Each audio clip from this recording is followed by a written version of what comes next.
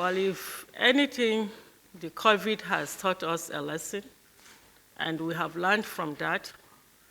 This time around, we're engaging everybody that is a stakeholder in a state.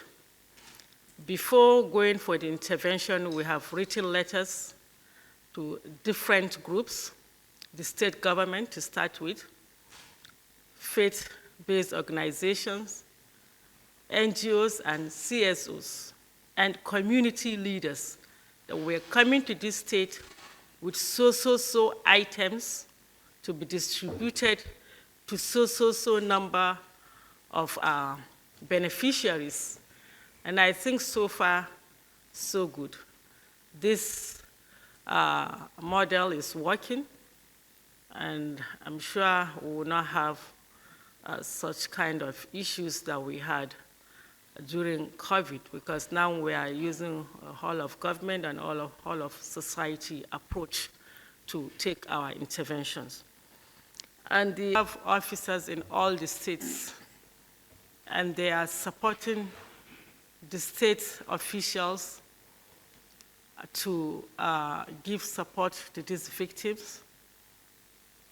Where it is possible for us to visit, we have visited. But the most important thing is the response, which we have given a very quick response. We have not received any official complaint on this, but I assure you that we have engaged the services of security agencies to support us secure our warehouses in the states, and when we're doing even the distributions, they are present there. I've not received any official complaint on looting, but we'll go back and ask questions.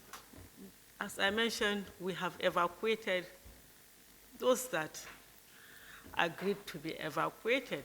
Some people feel these are their ancestral places, and so they do not want to leave, or they will not leave, and then they face the consequences. But we hope.